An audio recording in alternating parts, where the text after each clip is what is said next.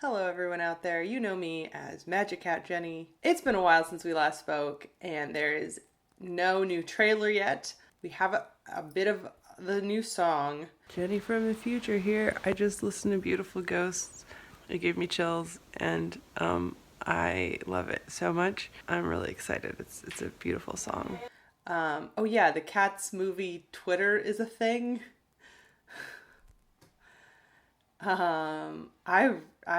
Who runs that? Who are you?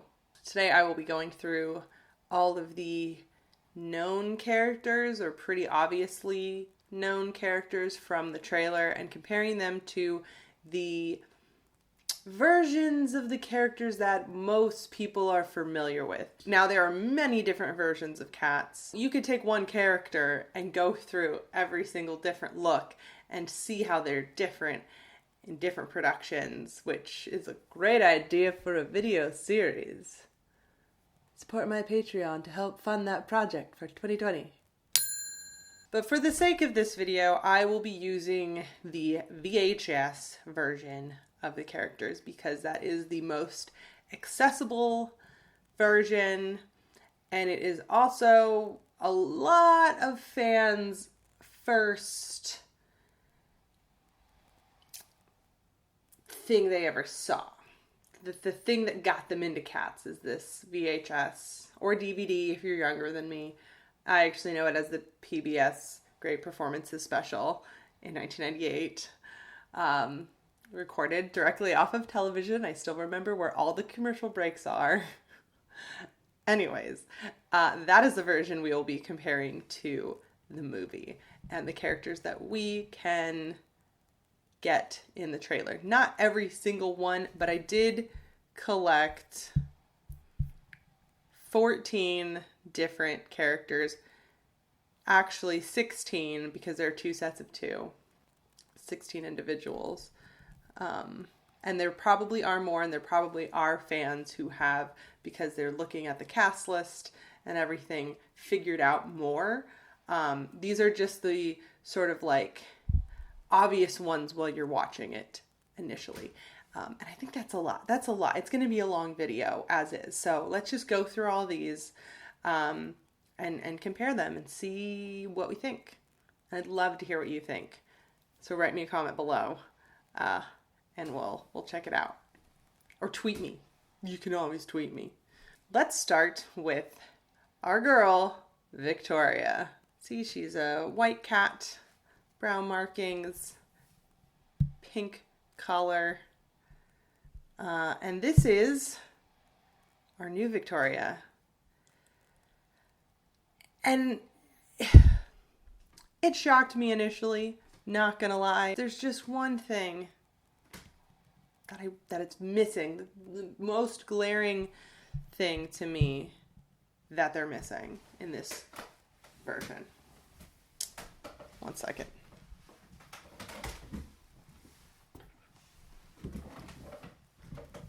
Okay.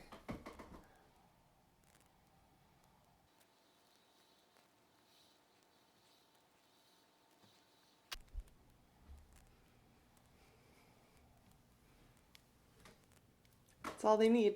That's all they need. I can even forgive the lack of fluffies on the sideburns and the shoulders, but if they just had noses. I did the lips too, because it looked weird without them. Yeah, I'm just gonna have this on the rest of the video. That's fine. Cool. Another thing I wanted to point out about Victoria is this is her doing her solo dance at the beginning, and this is a shot from the trailer that looks as if it is possibly that same point in the story. It's not the same dance, as you can see. It's like she's going the opposite way. She's like turning the wrong way and she's not doing the exact same moves, but I believe this is her solo dance. So that was kind of an interesting comparison I wanted to make. And then I just really love this shot from the Jellicle Ball. It is just like, look at them. This is, to me, this is my cats, okay? This is my Jellicles, and there's Victoria right out front and center.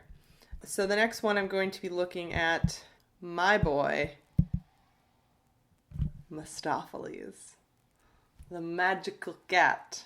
So in the video version, VHS, he's called Quaxo when he's not Mr. Mistopheles, but I just refer to him as Mistopheles. So this is what he looks like during most of the show. And then this is him during his song, Mr. Mistopheles. He changes things up a bit. He has a sparkly coat, LED lights, and sequins. Here's movie Mistopheles. He's wearing a bow tie. That's something that's of note. It's not a part of his fur. It's a thing he's wearing. He has a top hat that's cat-sized. There is a top hat prop in Cats, but it's like human-sized. So it's like large. But this one, he's like wearing a cat-sized top hat with, I believe these are sequins. They look like buttons, but I think they're like sequins if they were, you know, bigger because he's a cat. So it's like some things are small, but some things aren't. I mean, it's kind of that way in the musical too, but like, I don't think he's wearing sequins in the video, you know, like he's just a sparkly magical cat.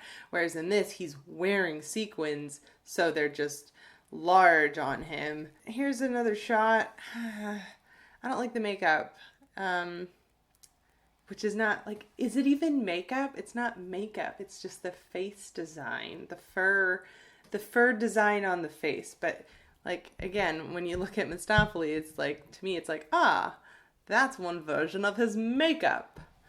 All right, next is Monkey Strap, who is the narrator of Cats in the musical, in the video. He's explains things. So it's interesting that the story is going to be from the point of view of Victoria. Maybe she's going to be more of a narrator. So I'm curious to see how much Monkey Strap will be narrating. I only have one photo from the VHS, but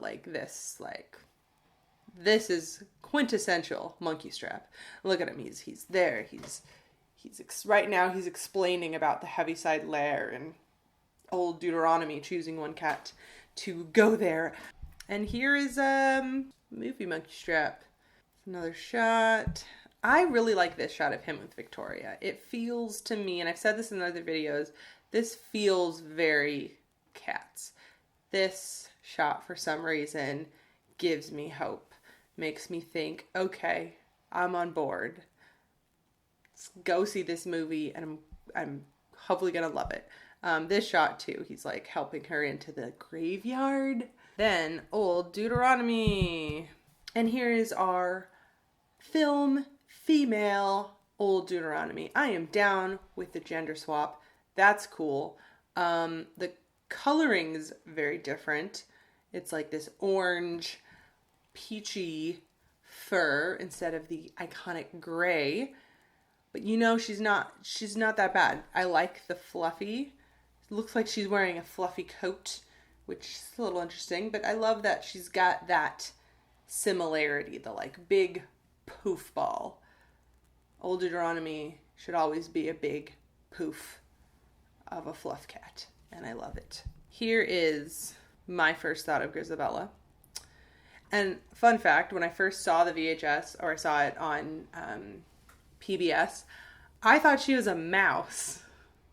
Because the ears are kind of rounded. Like, you can see, like, in the wig, they're like these little round thingies.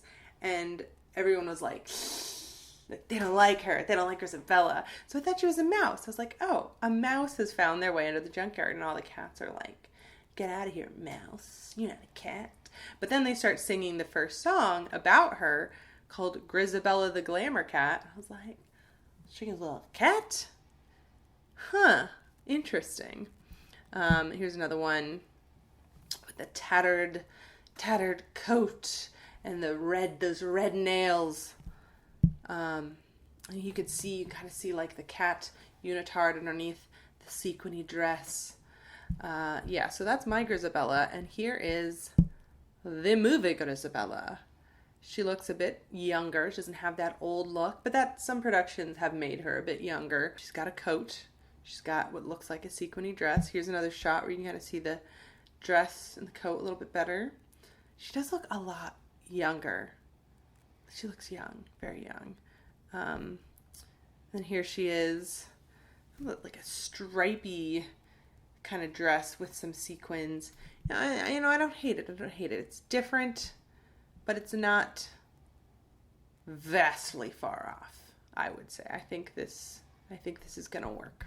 So here's MagicCatJenny and Rumple Teaser. Now they have similar coloring in their outfits, but then during their song, they put on like their song outfit over. MagicCatJenny has this shirt and these like thigh highs. Rumple Teaser has this leotard that has the pearls attached to it and thigh highs. Oh, and they both have gloves. Oh, and here's a shot I got when they're not in their song outfits, when they're just in what they wear normally. And it's interesting, depending on what you see, they can either be siblings or lovers. Okay, and I only have one photo from the trailer, but it's this one where you can see their human toes. Here's the thing, like, I'm not trying to hate on the designs of the characters so much. I just feel like they're less exciting than the original costume designs. Like, I mean, just like look at it. Look how exciting this is and how bland this is in comparison. And maybe it has something to do with the CGI and what the capabilities were for that. But I want to be positive because I want to get excited about this movie. And I don't want to be like some jerk to the people who worked on this film for probably a very long time, because if the fans aren't into it, who's gonna be? Okay, so if you want me to be positive and excited, here you go. One of my favorite characters, Rum Tum Tugger, the rock and roll sex icon. Yes, I said sex icon. In a musical about cats. Here he is from the video, the VHS, with the guys behind him cheering him on. Here he is with his fan club. There's a lot of hip thrusting, more so than like almost any live production I've seen. Yeah, let's see the trailer version. All right, here's a full body with some of the kittens, his fan club. He's got a lot more leopard print than the video version. In the video, he's got his mane and the leopard print in the center and like on his like wrists and ankles and such. And this, he's kind of covered in it, but he's got the mane. If he didn't have that tugger mane, I would be so disappointed, but he does. And here's a little more of a close-up. Yes, yes, yay. All right, let's start with my Mustafa Jones. Here he is. He's got little fish bones, and he's got his red rose that he gives to Jenny Anydots at the end of the number. He's got his monocle and his mustache, and his gloves. And you didn't see in this screenshot, but he does have white spats. They sing about it in the song, his white spats. Here is another top hat that is cat-sized. And the reason I bring it up again is because in the Mustafa Jones musical number, he sits on a top hat. He sits on one as a seat because it's human-sized. Here we have a cat-sized top hat. Fine. Creative choice. That's fine. He's got similar outfit on. He's got the white spats. Very important. Looks like he's wearing pants. Maybe not. This is not bad. This is actually fine. I am missing the monocle and the mustache and the red flower, but then we go here where he's like not in an outfit, and here's an interesting thing. He's got a bow tie in his fur, whereas Mustafa Lee's does not. What? That's a weird swap. That's a swap. Macavity. Here is. Now he's hard to get a screenshot of because his number has a lot of like strobies and weird quick editing, but here's a full shot. He's very fiery. Now this is very different than what he looks like on tour and in the revival version. He's more black and muted, but here he's got lots of like the white base with the fiery stripes and just like very just staticky. That's what I think of when I think of Macavity. I think staticky. Here's a face shot with his just static wig. And that's the makeup. I've done that makeup before. It was really fun to wear. And then here's a good shot of him doing his like evil magic to hypnotize the cats as he catnaps old Deuteronomy. And here he is with the jumper cables, basically short-circuiting all of the Christmas lights and making everything go dark. And this is actually right before Mustafa Lee's number. Here is film Macavity, and I don't hate it, really. I think it's interesting. He's got like a fedora, he's got like a jacket, he looks very mysterious. It's a different take for sure, but it's a take I'm excited to see. This shot's a little goofy. I'm into it. I'm into this Macavity. It's very different. This one's gonna be good. Because it's Gus, and I love Gus in the video. He's very different in the video than in a lot of other productions. He's much older than he is in other productions. He's old, but he's played by a younger actor, and so he's a bit more spry and silly and humorous part. But in the video, he's very old. He's very frail. But oh, it's so sweet. Look at him. When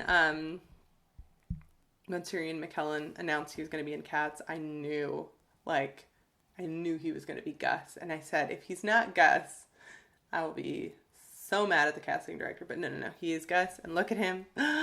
He's on the stage. Look at that. I mean, I may be a little biased because I'm a very big Lord of the Rings fan.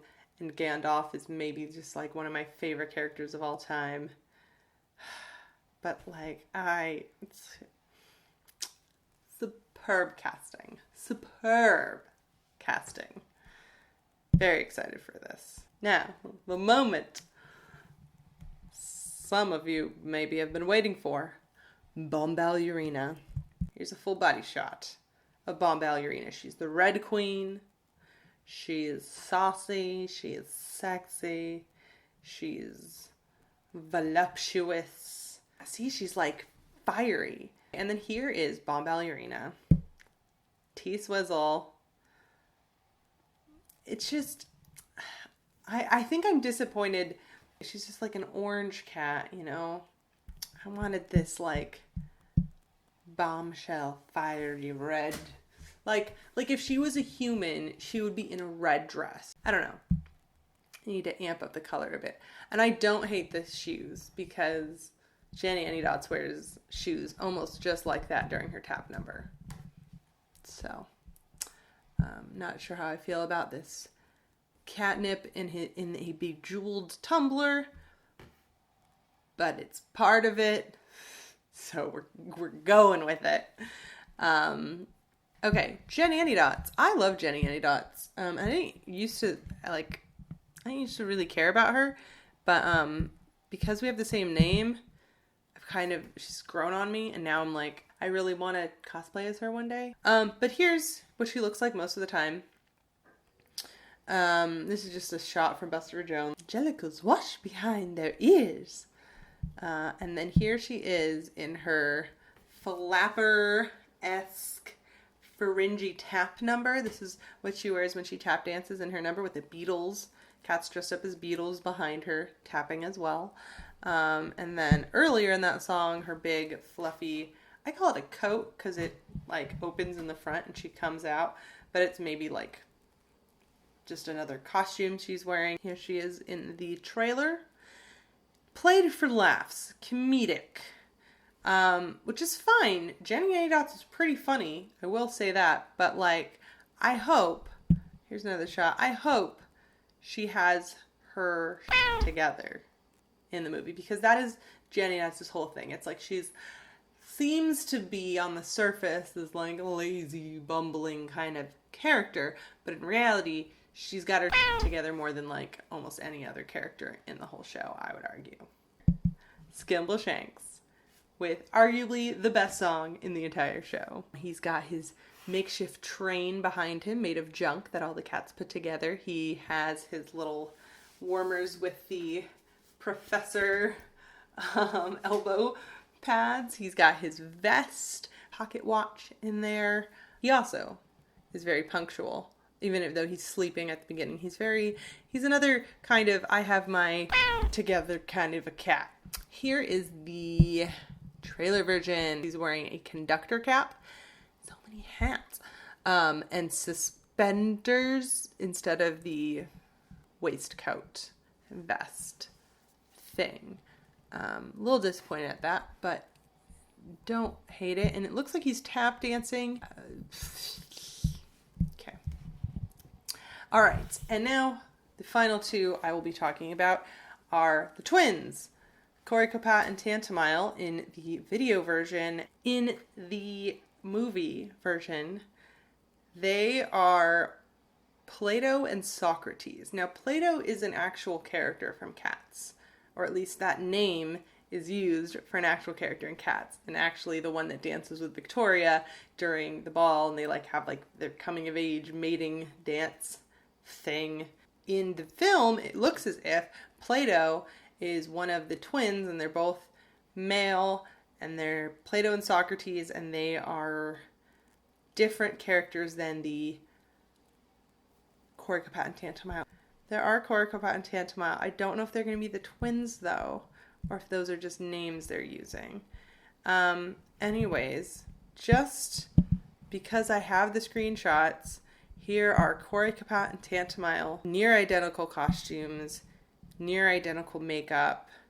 Their mannerisms are always in sync. They are mystical twins with psychic powers, depending on how you interpret it.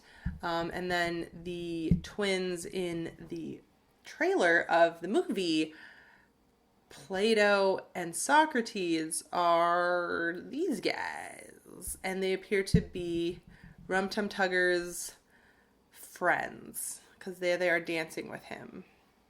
I'm trying really hard to be positive and really hard to not be that annoying, know-it-all fan, actuallying every single thing. But I don't know. I'm just excited that other people out in the world are excited about it. Thank you for subscribing. Follow me on Patreon and chat with me on Discord. Meow.